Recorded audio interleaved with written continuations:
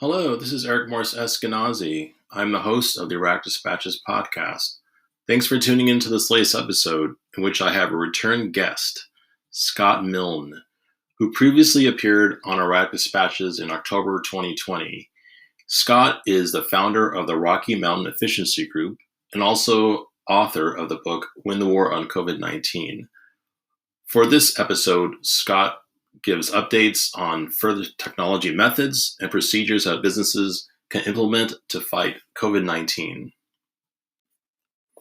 Hello, thanks for listening to the Erratic Dispatches podcast. We'll be back shortly after a brief break.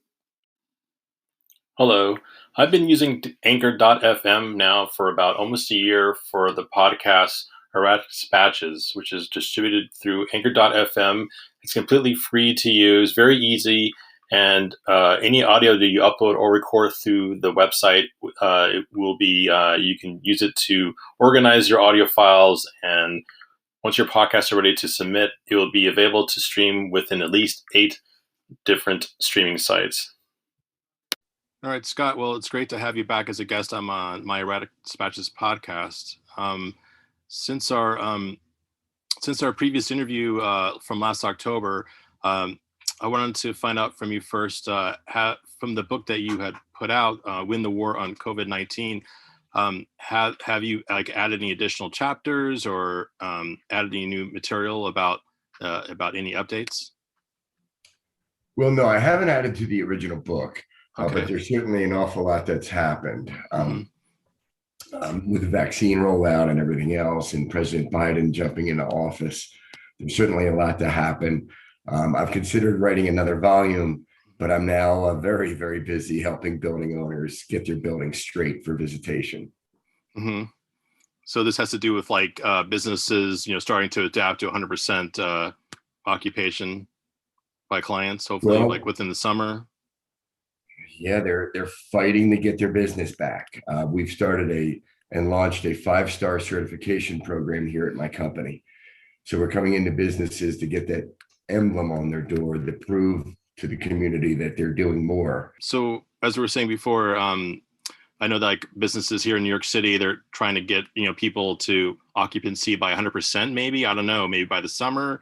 They're saying now that people who've already had both doses of the vaccine can meet in small groups now without masks. So Right. In regards to the business sector, what are the different procedures that you've been implementing, and then the different precautions, and what kind of hurdles or limitations have you been seeing as well? Yeah, I've seen businesses that have just reopened for the vaccinated only. And that's an interesting premise. I'm waiting for the first several possible concerts for the vaccinated only. Maybe that would motivate people to get their vaccines. But as far as back to business 100% and back to business as usual, I believe we're going to be faced with virus fear for some time. Even after people are vaccinated, maybe they won't forget this. Maybe mutants will be coming. And I think businesses owe it to the public to do a better job at this point. And our 5-star certification kind of encapsulates that. When I checked into that WELL certification program that you see on television constantly with Paula Abdul and Lady Gaga, there is not much behind that program. They don't require any technology or equipment or improvements to the facility. They require money, and I imagine an application of sorts, but it's quite expensive for that emblem from the WELL program. My 5-star certification requires 5 simple things. Number 1, you promise to follow the CDC guidelines as they change. Number 2, you are going to be disinfecting properly. So we'll check and talk about your disinfection methods. But number 3 is we're going to ask a facility to use photocatalytic customers there. This doesn't have in their air conditioning systems. Those are expensive. But UV over the front desk is perfect. Under the cabinets is great. And then finally, you're going to ask a business to use ozone. Treat that facility when it's empty. When people aren't there, we're going to try to infuse it with ozone and blast any virus out of there for the next day. And has there been any business owners that you dealt with that you felt that just are being rebellious about not being precautious enough? Well, all business owners are tight right now. Mm-hmm. Some businesses are getting some funding for various projects like this. Many people believe this is just going to go away. Another 60 days, they're checking their watch, it's going to go away entirely. I believe they're possibly incorrect. I believe there will be some concern over contagion in the future, well into the future. And I do believe that businesses that get it right will be in a better position to attract more people. I use the analogy or the example of a restaurant on Main Street. There must be 8 restaurants on Main Street. But if you're the restaurant that has those touchless fixtures in your bathroom, and you can get through the whole bathroom experience in this clean, sanitary way without touching the toilet, the faucet, the soap, the towels, because they have hand dryers, and now you don't even have to touch doors. That restaurant has done it better, and they've deserved a bigger audience, and they'll get one, I believe. And have you dealt with any clients that that run educational facilities, either for children or adults, in like what kind of procedures they're getting ready to prepare for the fall school season? Yeah, the schools just got a nice allotment of monies to do projects just like this. I don't believe those monies are available to them unless they assign it to certain projects, and this is one of them on the list. Schools are getting UV systems in the ductwork because there's so many rooms in a building. It's difficult to treat each room independently. So it's easier to do it through the ventilation systems. There are upper air UV systems, and they've been around for about 60 years, but the technology has gotten much better. And there's powerful UV in there. But because the light is kind of directed up, it doesn't get into your eyes, which is what you want to avoid when it comes to powerful UV. So along the ceilings in the cafeteria, you're going to see these. They're called upper air units. And schools are also adding entry systems, where they should. Today, there's basic entry systems that you put your palm up to, and it out loud, it tells your temperature. And then you put your hand down below, and it squirts hand sanitizer in there. It's not expensive. There's more sophisticated systems that will actually read your eyes and have a library of 20,000 students or people. And so it adds as security. It can confirm whether there's a mask on. It confirms the temperature from a distance. And it can actually notify the receptionist inside that someone's at the front door and that it's just opened that front door because it's Jimmy Smith, and Jimmy Smith's temperature is 97.8. So Jimmy Smith has just been entered in, allowed to enter the building. These new entry systems should become, probably will become more commonplace.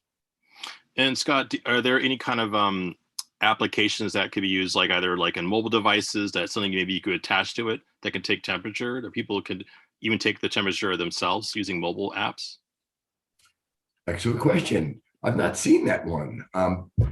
I don't know that the phone has the mechanisms in it yet to take that temperature, but they may in the future, and some models may already. So that wouldn't surprise me.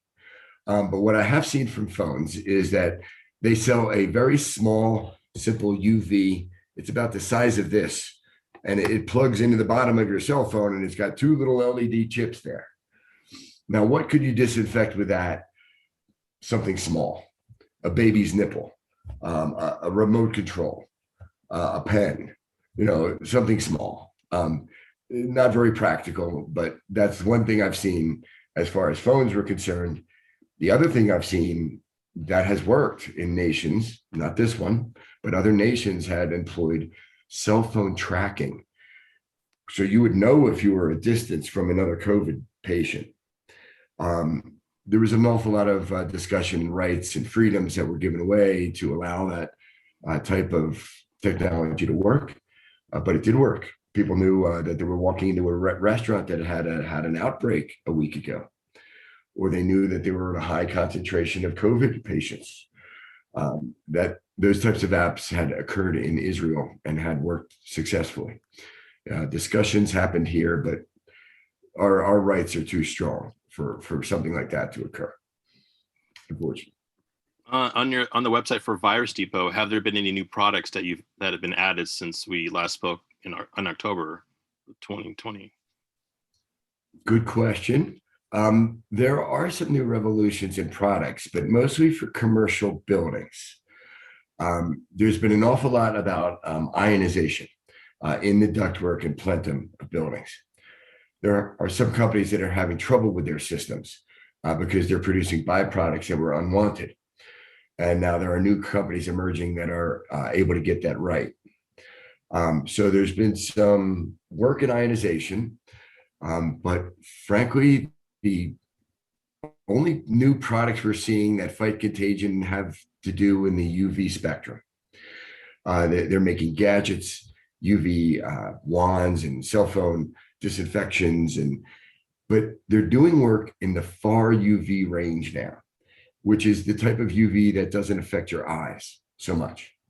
So it could actually go into the ceiling lamps of schools, maybe every other or every fourth light bulb or something could be a UV disinfection bulb with a far UV spectrum.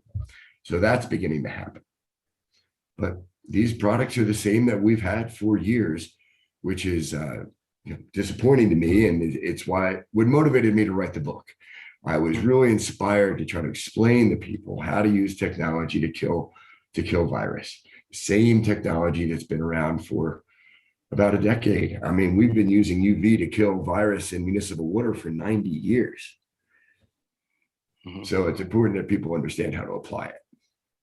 And have you lately been doing like a lot of talks online, like workshops about the different UV technology, or done other podcasts, or written any papers published online? Yes, and what is happening is ASHRAE is beginning to finally pay more attention to virus. They've avoided the subject. ASHRAE is the American Society for Heating, Air Conditioning, and Ventilation. They didn't feel that their role was to help people medically. Their role was to work with equipment and move air through buildings. But it was so closely tied to medical applications that the only thing that ASHRAE had studied was ultraviolet light in the past. And now finally, ASHRAE is taking a look at photocatalytic oxidation. This method was invented by NASA to keep the astronauts safe in the space station and to remove ethylene gas from their plant experiments. You just can't ventilate the space station.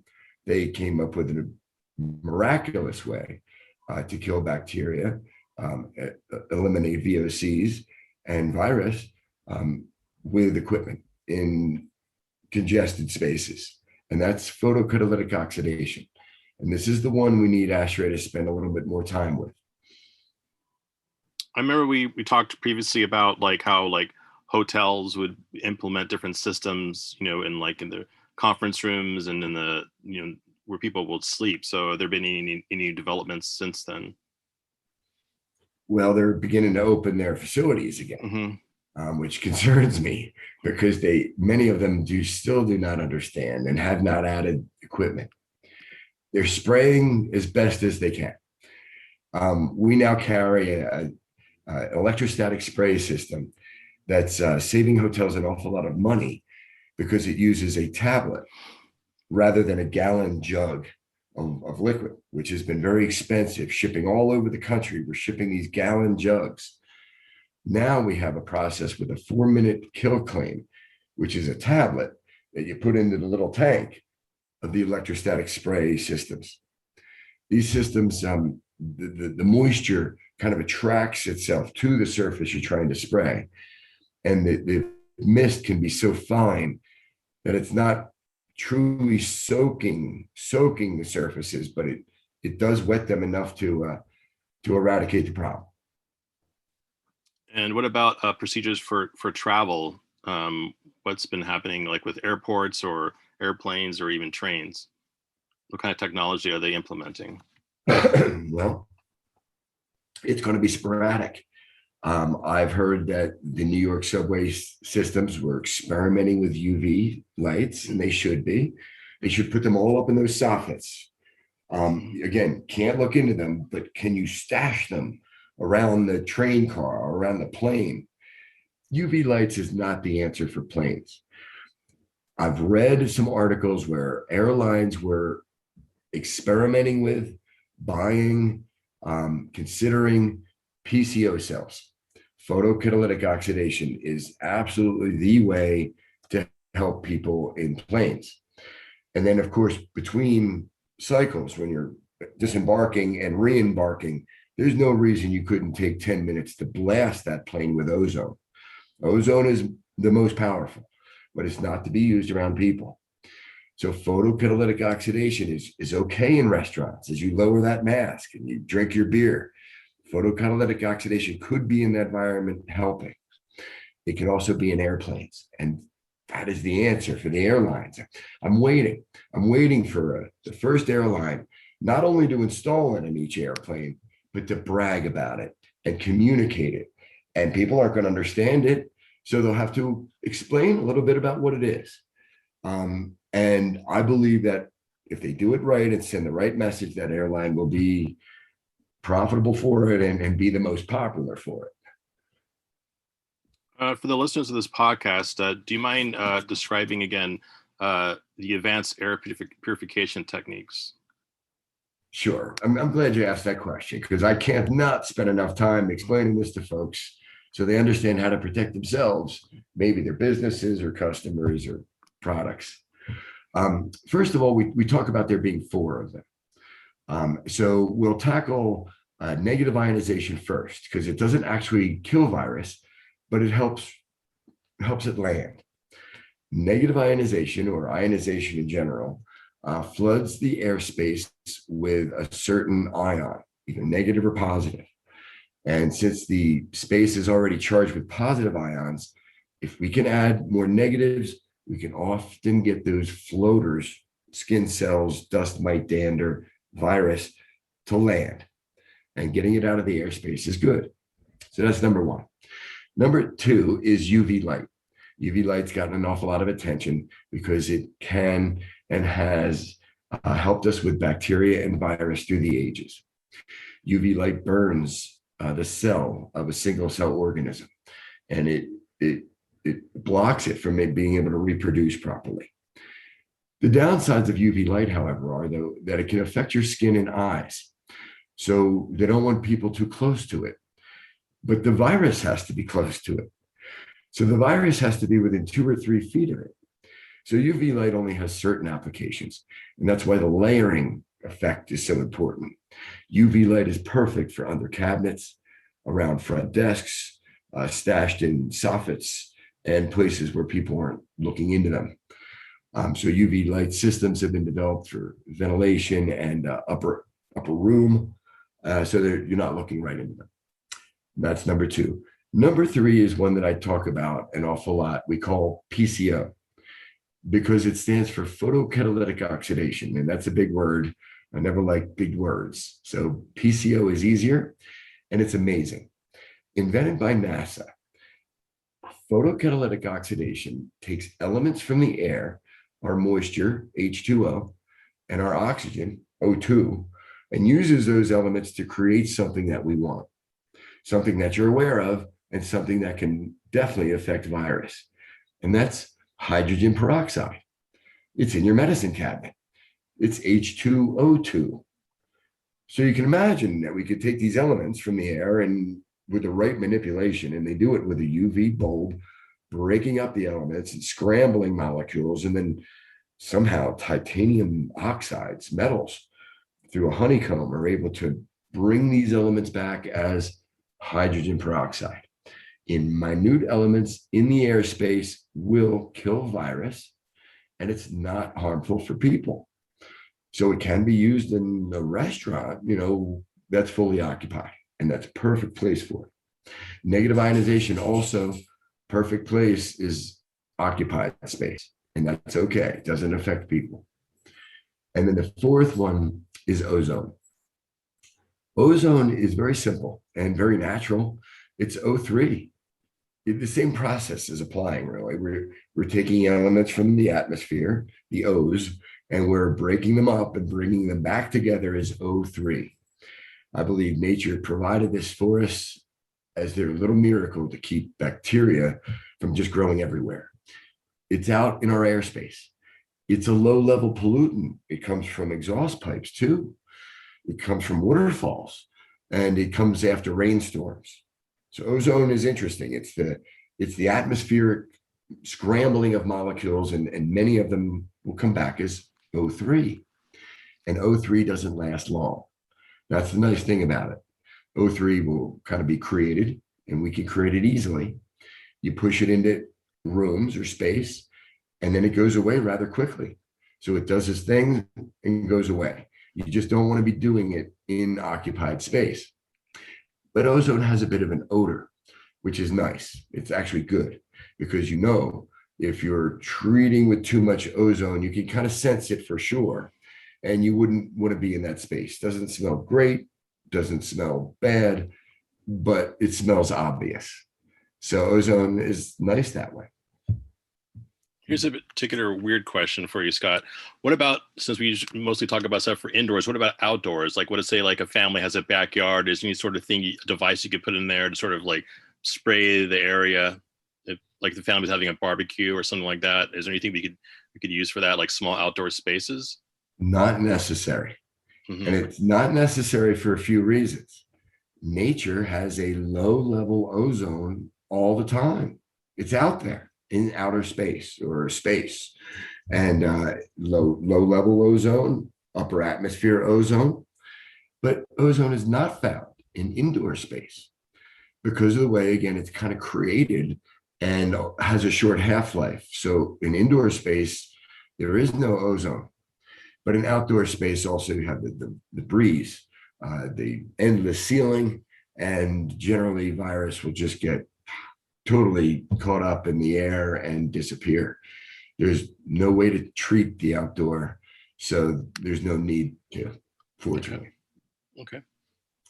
I mean, you social distancing, Right, I mean, you could still be walking behind someone and 3 feet behind them, and you'd be in their their space, and you could be breathing in their air. So be careful around other people, but in outdoor spaces, generally you're pretty safe. Okay. And why are there so few people who specialize in disinfection and air quality work? Well, that's a good question, and it's probably because of our history. We haven't had a problem like this in over 100 years, and that was the Spanish flu. Quick footnote, the Spanish flu was actually occurred and created here in America. Most people don't know that, but it got the onerous name of the Spanish flu. Again, 100 years, we haven't had an outbreak. There's been H1N1. There's been people concerned about Ebola, and there's staph and MRSA that happens every day in nursing homes and such. But you're right. There is just not an awful lot of people that specialize in interior space disinfection. You'll find specialists that specialize in laundry disinfection, and my company does that. And you'll find other people that specialize in air quality. What they're doing is they're measuring the carbon dioxide buildup in buildings because they don't want the buildings to be too tight for multiple health reasons. Kind of has to do with virus, but no, it doesn't. It just has to do with general air quality and the buildup of VOCs. And the air quality in the building should meet a certain standard, but they've never discussed how to kill a virus. They just discuss how to keep indoor air healthy. And what about indoor facilities for people that exercise? Is there a type of, you need to put more equipment for that? Yes. Health clubs are a particular passion, frankly, of mine, because they've got a real problem on their hands. It's a high touch environment. Mm-hmm. It's a high breath environment. What are they going to do? Are they going to be able to make it and survive? Will they be able to convince people that they have done it better? Yeah, I believe they can. but they will have to layer up. That's what I call it. I mean, they have to add everything, in my opinion. They should have an entry system, so everyone walking in there knows that the other folks don't have a fever. Once you get in there, they have to have advanced air purification. They have to be spraying on the equipment because, again, people are laying and touching. They have to be employing it all. I advise health clubs to install windows that open wide open. Take them out. However, you can get ventilation blowing through that health club, try to do that. And then install the equipment. It's not that expensive. This equipment does not have to be a big air conditioning operation. This equipment is standalone equipment. Depending on the size of the space, they may have to add 1 or 2 advanced air purifiers. They would then be able to treat their space at night when no one's there with ozone, and treat it during the day while people are working out. But they still have to have all the sanitizing stations, just every layer that you can imagine a health club should be employing. And why do you think there's so little media focus on how to kill COVID-19? Fear, I guess. I can't fathom it. Generally, the news is not fearful of reporting things that they're learning about, or they'll put their disclosures in. But they don't want to make a mistake about recommending something that isn't the cure, the solution. They're thrilled to talk about virus or vaccine that has been tested on 30,000 individuals, and it's going to be the cure and the solution, and it's going to be important. But in the meantime, there have been therapies that have been missed. The discussion of immunity has been missed. I mean, immunity, that's an obvious one to anybody. That does not need scientific backing to discuss immunity, the importance of vitamin D, zinc, elderberry. I mean, I think the government should have sent 20 vitamin D tablets. They're this big to every American when this thing first broke out. It would have told them the importance of vitamin D. It would have given them a chance to get their own. And, it would have woken the whole world up to the fact that vitamin D is the most important supplement you can take during a virus outbreak. Why they won't discuss ozone is because the EPA refuses to study and discuss ozone, which is an amazing topic in and of itself. 10 months in, the University of Tel Aviv finally has proven that ozone is not only effective against COVID-19, it's rapidly effective against COVID-19, highly effective. I put that in my book written 10 months ago.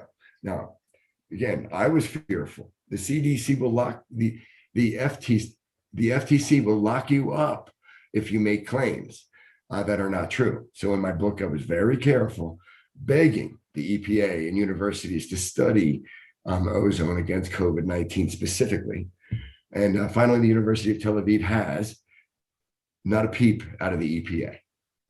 Now, if you look it up, the EPA has myriads of warnings about the dangers of ozone and the occupancy and the space and how long you're not supposed to be in high levels of ozone. But they missed the ball on this, and that makes the media very concerned about reporting something that controversial or important. In regards to the therapies, every day now I see articles about ozone being a therapy for something or other. There are people infusing it in their blood. And in that hospital in Madrid, Spain, they cured 87 patients with simple saline solution infused with ozone. And those folks went home after being checked into a hospital, drowning from COVID. They actually all went home without needing a ventilator. Even the doctors and nurses were taking that saline solution as a prophylactic. And you hear very little else about it. There's something there. I'm not a medical professional, and that's part of the problem. The medical professionals do not understand indoor space. And nobody is trusting anyone without an MD next to their name when it comes to something like a killer medical virus. So building guys are very important when it comes to solving problems inside of interior space. Doctors are very important when it comes to creating that vaccine and helping the public understand.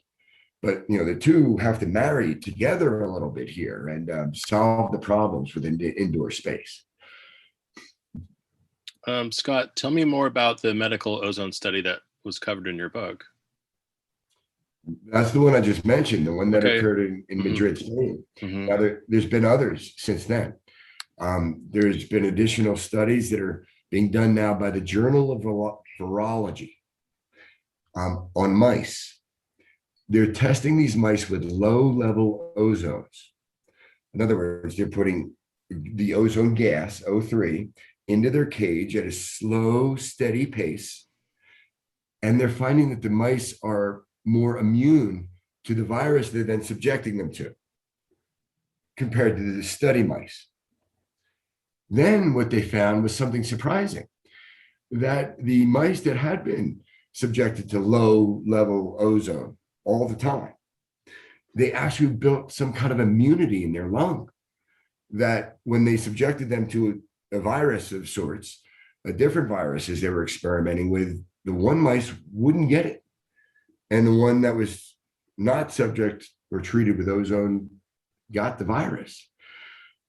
So it's strange because ozone is a low-level pollutant that affects asthmas. It can give people headaches. They're fighting it. They're fighting it tooth and nail in the cities. It comes out of exhaust pipes. All you hear about ozone is hate, and it's bad. The weather girl will describe how high ozone levels are. You should stay inside today. People are afraid and concerned about ozone, and there are reasons to be.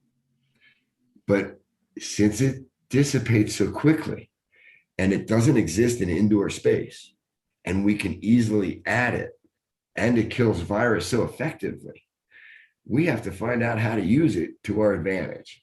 And it's easy, it's practical, it's cheap, and you can put it in cruise ships and health clubs and airplanes at the right time, in the right dosage, for the right reason. And we call that scalable ozone. Some of the equipment we sell has a level of ozone that you can ratchet up. So if you're going to use ozone around occupied people, you can use it at a very low level.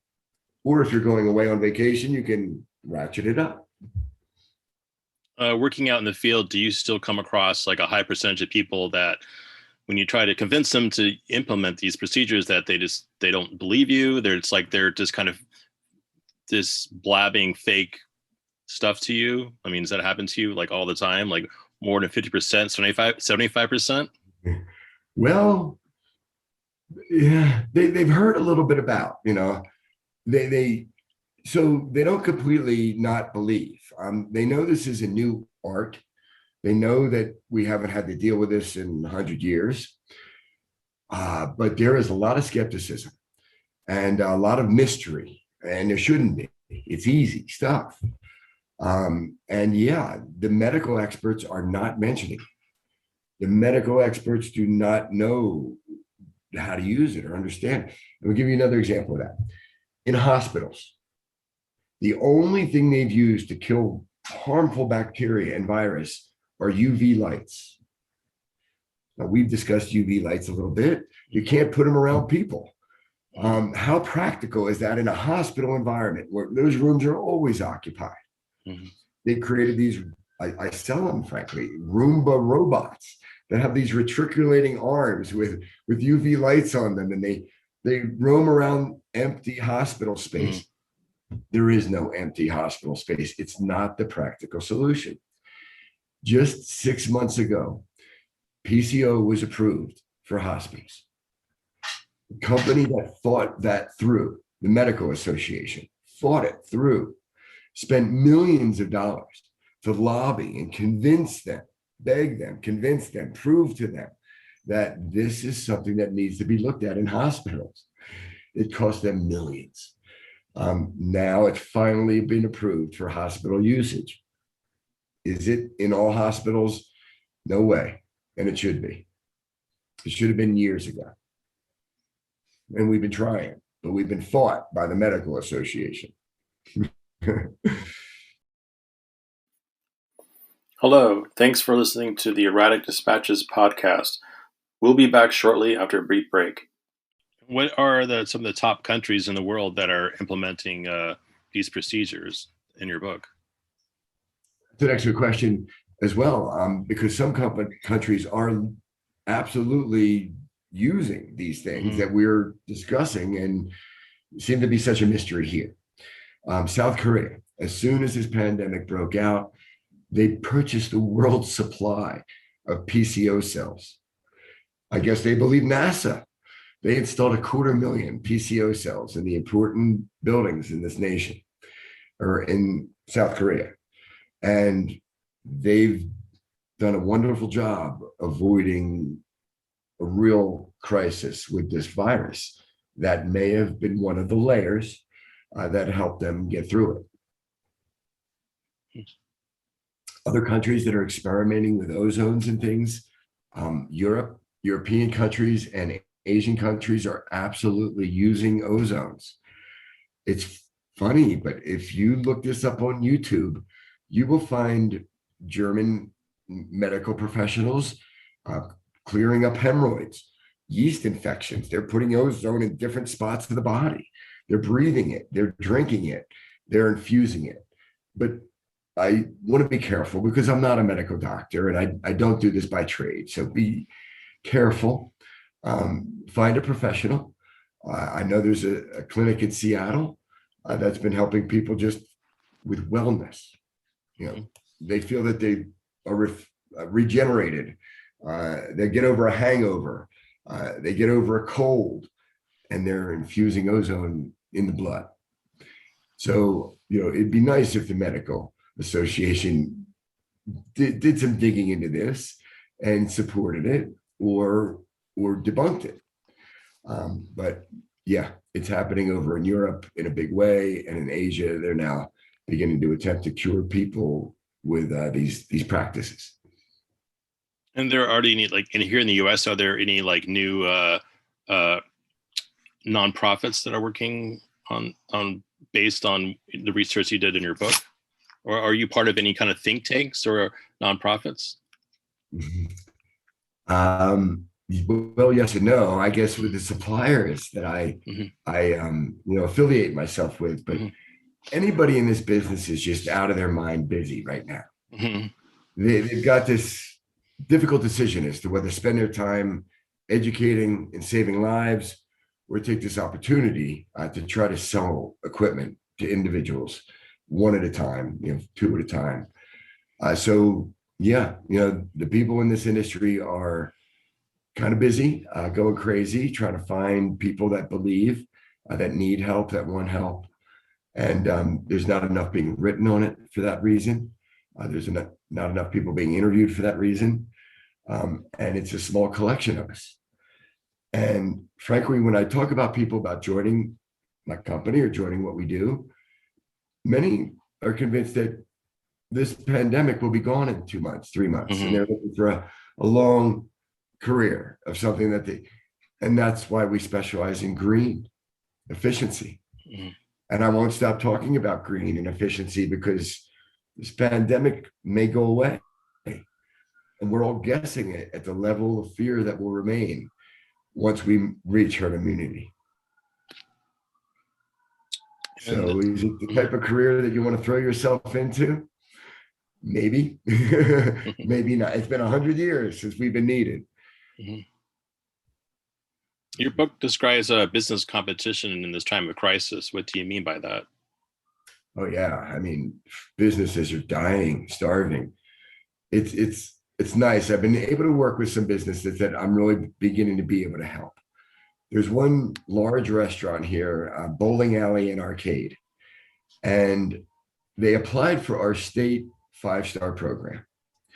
And they were visited by a company that wanted to install a $60,000 UV system in their air conditioning. To earn this emblem, they needed to spend an arm and a leg. When I contacted him, he said, you better not be calling me to sell me some 50,000. I said, no, that's not going to happen. I took a look at his business and found out that the 5-star program that was created by our state has already fallen apart because nobody has that kind of money to do a complete retrofit of their air conditioning system with UV. They need help. They need that emblem. They wanted to prove to the community that they're doing better. So I created my 5-star program.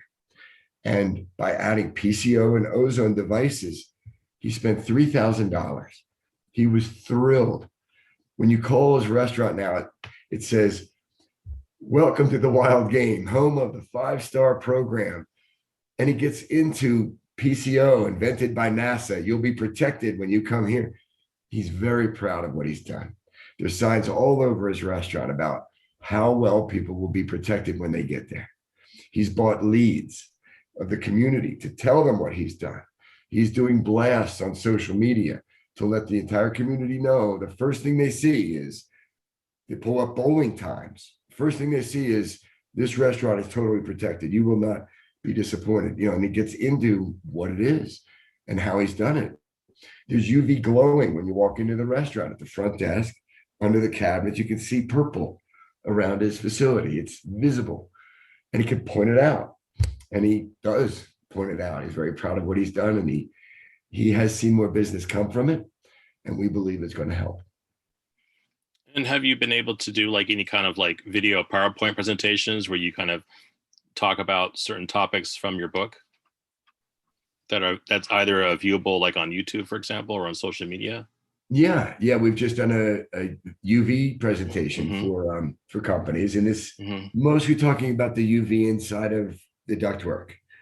And I think of schools whenever I think of that, because again, they're getting some of this money from the Fed to do that. And they've got so many little classrooms, you got to treat them all somehow. So schools are a perfect example for that. And yes, I'm about to upload that presentation into my YouTube channel. Great. What's the name of your YouTube channel? Facility Conservation Tech. I have way too many social media to remember them all. Here it is. The Conservation Tech. Okay. That's like one of the links I'll share with the listeners of this podcast once I upload it. Great. If you're fine with that. Yeah. Do you have many people calling in asking about this vaccine, this virus, this pandemic, when it's going to end, when they can feel safe? I just watched different news reports like where some people feel that they heard what they call the herd. It's just like a lot of people are still very skeptical about taking the vaccine, or people only do like one dose of it. They don't do the second dose. That's going to be what's interesting. How do we convince the last 30% to get it right, to get their vaccine and their booster that's going to come along? Will it be discriminatory practices? You can't fly to this country. You can't fly this airline. People hate to be told they can't do something. They hate that. You can't come to this concert.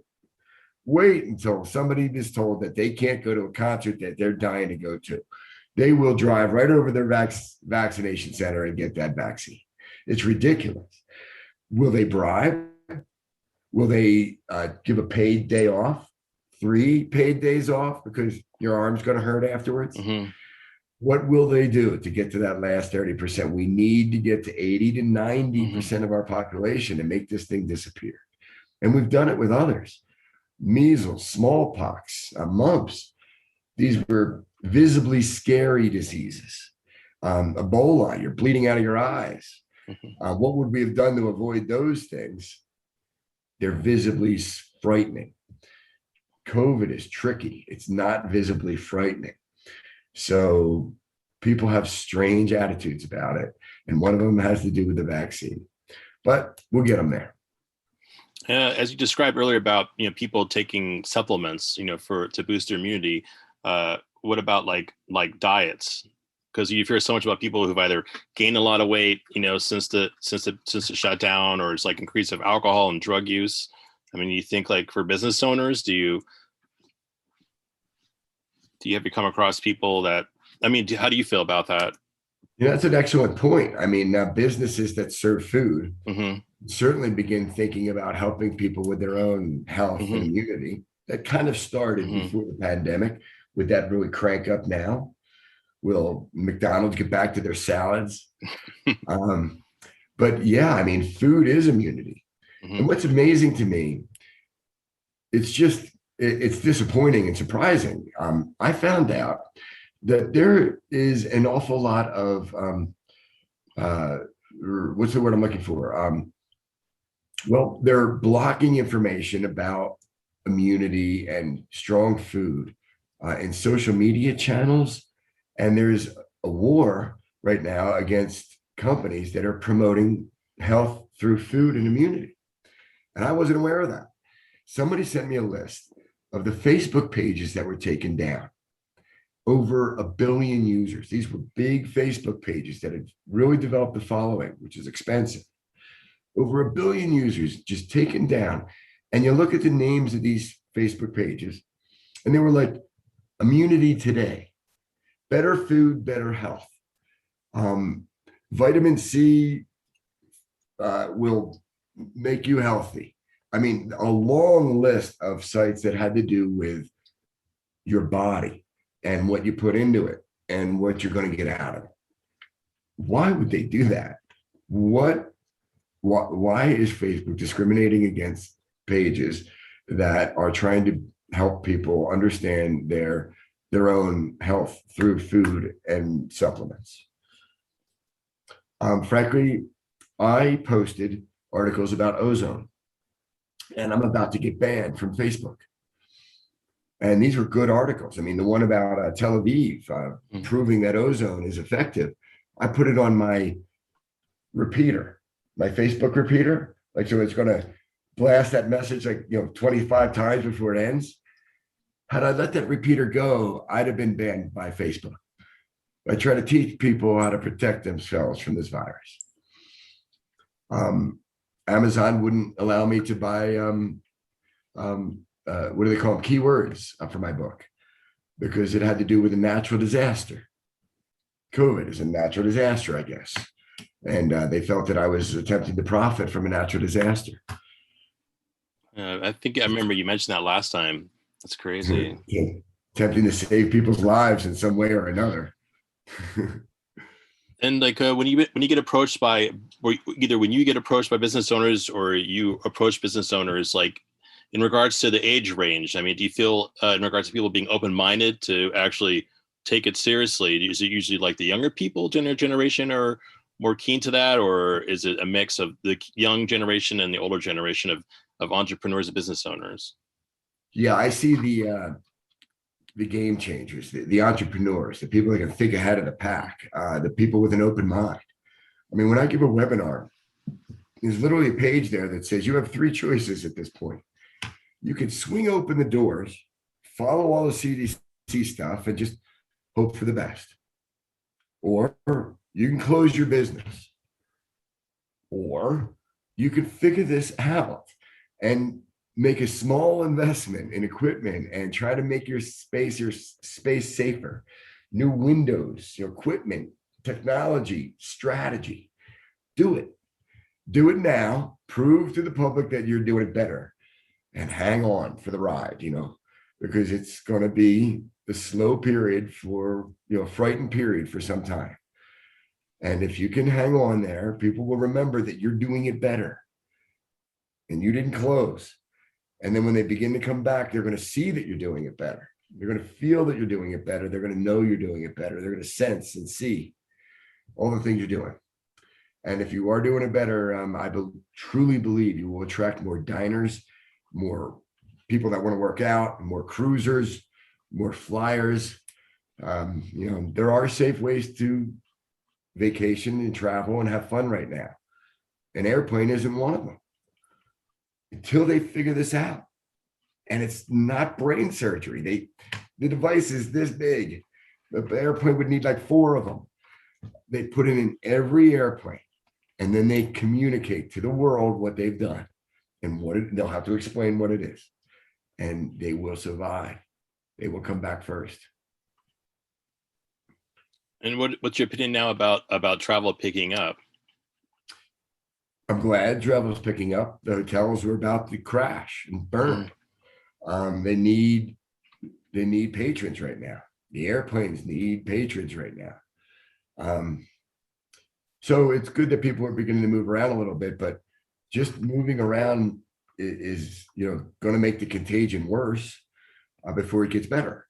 So I was kind of hoping that we could all collectively hold our breath until we get to this herd immunity, but it's never going to happen. People are so impatient. They're already blasting out, getting ready to travel. It's not necessarily the fact that, when we get there, we're going to be safe. It's the gas pumps, the convenience store, the everything. I don't know what it is, but it's the combination of you're moving around and doing things and moving into doors, and the hand sanitizer's not in your car at the right spot or on your motorcycle, or just you're moving about, you're moving around people, you're opening door. That type of activity begins to accumulatively become dangerous. It's not necessarily the airplane itself, but it's all the stuff that takes to get to your destination. And then what do you do when you get to your destination? You're spending a lot of money to get there. You're going to do things. So I'm just hoping we could speed this process along so people can safely get back to travel. Is there any kind of new cutting edge technology that you're aware of, or new developments of stuff that might be available either later this year or next year? Well, I'm still pushing my elite room, and I'm talking to hotels that are that have interest in this process. It's brandy new, and our elite room is a 10-step process that will make a hotel room truly safe. I mean, it's okay to ask a hotel, what are you doing to your hotel rooms to make them safe? You may hear different answers, like we're blocking off a hotel room so the room you stay in, it won't have been occupied for 5 days. But they found live virus in the Diamond Princess cruise ship 17 days after occupation, or after evacuation, I should say. 17 days. They had to bring in the guys with the white suits and the sprayers to decontaminate the ship. So hotel rooms are inherently dangerous. What are you doing in there to kill the virus from the guy who may have been in there last night? Well, we're spraying. So you've changed your Windex with a disinfectant. Yes. What else have you done? Well, we've taken out the Bible. There's no more mini bar. Okay. That's not enough. Now, the elite room treats that room with ozone. You get an air purifier in there that uses UV light. So the air that moves through that air purifier, those virus will be killed as it moves through there. PCO could be used in a hotel room. There are multiple methods. Electrostatic spray does a better job than just a regular pump sprayer. So there are methods that are being used today, but will the hotel spend the money? If the hotel won't, can the guest? That's the way the elite room is set up. This 10-step luxury and disinfection package is paid for by the guest, not the hotel, because the hotels are too cheap to do this. So the guest is not. The guest is the one who's concerned, an extra $19, and they'll be treated to a stay like they'll never forget. They get a free sweep mask for it. The PPE comes with their cosmetic pack, and the shower head takes the chlorine out of the water and infuses a really nice smell into the water. There's a lot of neat things in the elite room. Do you mind describing further about the elite room to the guest? Sure. Every hotel that buys a 10-room package gets a UV light for the front desk, the type with reticulating arms, so it can go out over the keyboard and then room cards. The door gets a seal on it. You can look for this in different hotels. After they disinfect this room, there's a seal so you know that no one else has been in that room until you enter it. But truly, the ozone is what gets rid of any virus from the last guest. But because people don't fully understand ozone, we employ the disinfection through the electrostatic sprayer as well. And then, of course, they see the air purifier in the room. It's not a hugely expensive air purifier. It's one of these smaller room air purifiers, but that's all you need for a hotel room. And they see that, and they sense the fact that the room was truly treated properly. They read the guarantee that the room was treated these ways. Doesn't affect housekeeping much at all. They set that little ozone box in there, and they set the timer, and they go clean the next room. When that one's done, they move the box from that room to that room. And suddenly the guest is treated to these luxury items. We also wrap the bedding in an insect infestation bedding, the pillows, the box springs, and the mattress, because we know what type of an epidemic that can be. That alone for people is worth $19. With upgraded LED lighting, it's a more pleasant stay.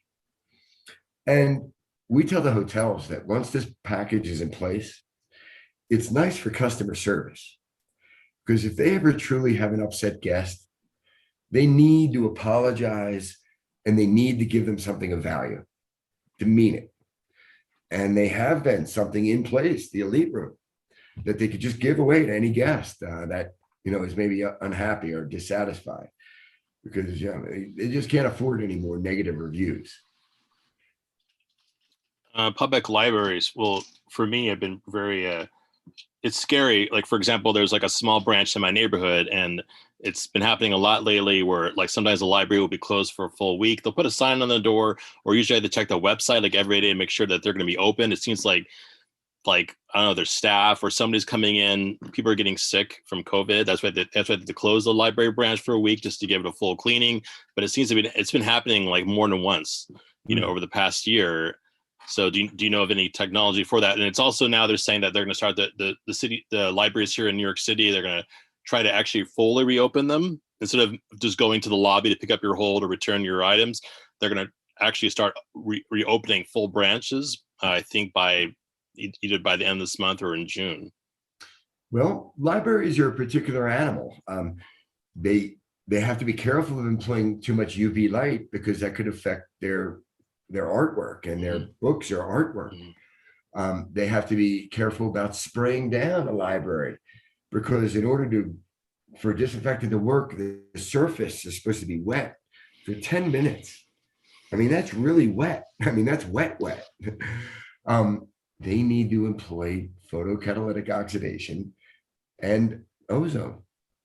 And they need to do a study to make sure that higher levels of ozone won't affect the paper or the books. They should look into that. But they could, again, treat with ozone in unoccupied spaces after hours. And they could treat with PCO during hours. I mean, these machines are like $700, and they treat 3,000 square foot of space. So a library might need about 6 of them. But if they did that, they would be protecting that space. I had a retirement community in Pennsylvania that bought in 6 of these units years before COVID broke out. When COVID broke out, I contacted them and see how they're doing. And they were like, "My God, thank you for calling. We want to update the parts in our machines. Please send us new parts immediately." So we can do that with these machines. We can give them a new PCO cell, a new ozone plate, so they make sure they're up to date. They never came down with a single case of COVID through this crisis, with a $4,000 investment. A big retirement community. They credit those devices for their success. They were parking them in public places during the day. They were pushing up the ozone a little bit at night and putting them in carts and moving them around the hallway. The doors were closed to the rooms, so they felt comfortable in doing that. Yeah, the libraries here were like basically saying that like once you they have like sort of like these plastic like tubs, you throw your item in there, and then it said they wait like 3 or 5 days I guess, and then they'll start to they'll clean up the material. I guess they let it sift around for like about a half a week or a week. I guess they feel that maybe then the items won't be as contaminated.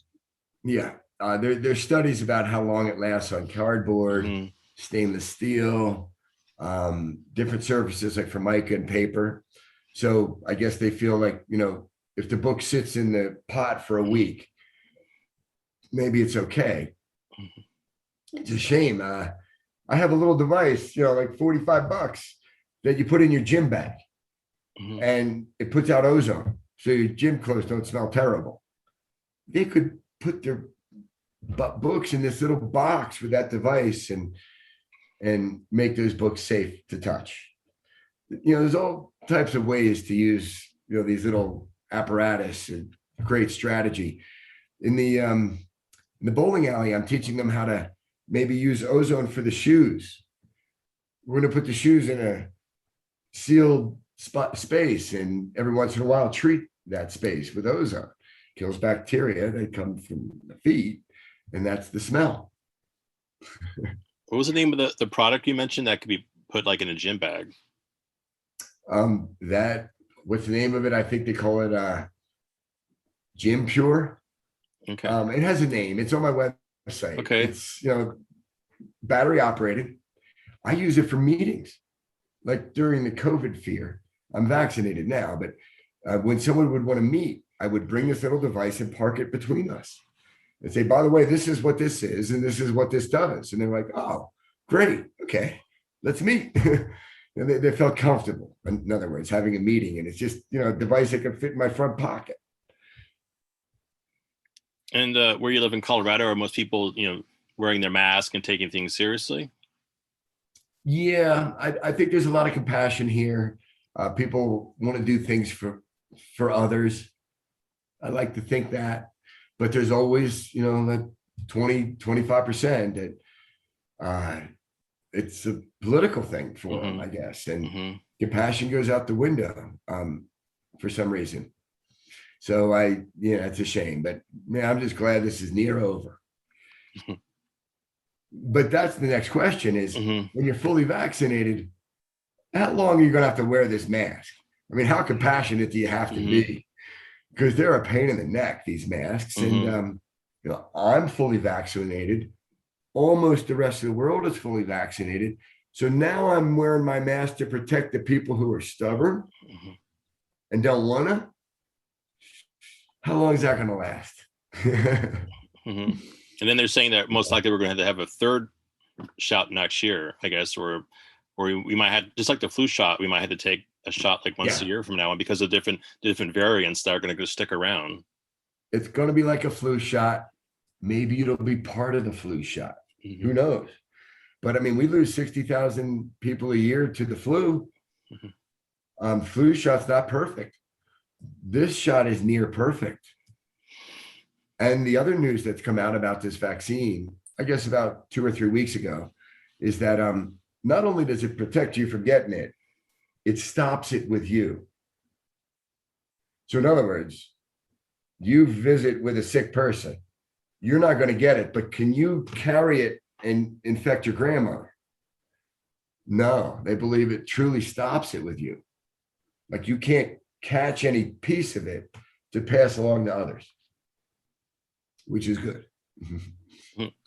Scott, as you wrap up this podcast, is there anything you would like to share with the listeners? Anything you would like them to take? Over now, since we're approaching summer now, people are going to be traveling more. Is there anything you would like to share? Sure. You can travel safely if you're still fearful of virus, and I respect that, and you should be, especially with some of the mutants that are coming. Find ways to have fun without jumping on the airplane or the train or the car with a whole bunch of other people.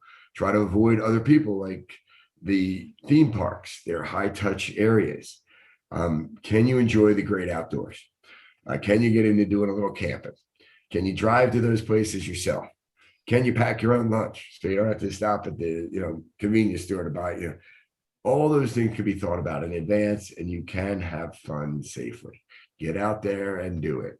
The parks, our natural environment needs your support and contributions. But I appreciate your asking. And if any of your listeners want to find my book, they can go to Amazon, or they can save $2 and come to my website at virusdepot.com. They're also able to find a complete collection of what we talked about today in these advanced air purification devices. If your listeners would like a copy of my viral list, the 10 most important things you can do to survive a pandemic, just drop a note in the contact section and I'll send that list right over. And if they mention your name on virusdepot.com, I will offer them a 15-minute consultation on protection strategy for their home or business. Keep their space safe. Great, Scott. Since we spoke last October, have there been anything that you've learned more with developments, or any kind of things that you're unclear of technology or anything like that now you're feel more confident about? Well, yeah, the things I've learned are, about, some of the companies that are struggling with their bipolar ionization. There's going to be articles out there, good and bad, about that technology. I don't endorse it either way. We have two other important methods for inside of ductwork. It doesn't have to be ionization. So that's a recent development. Other than that, I'm still begging the universities to study photocatalytic oxidation and ozone.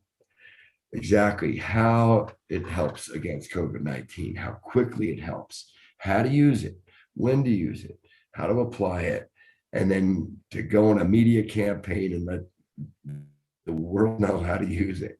It's almost too late, frankly. This is hopefully going to end within the next 6 months if we can get enough people vaccinated in this country and then get the vaccines across the world. It's possible. Thanks again, Scott. I appreciate having you on my podcast again. I appreciate you, Eric. Thanks for having me. Sure.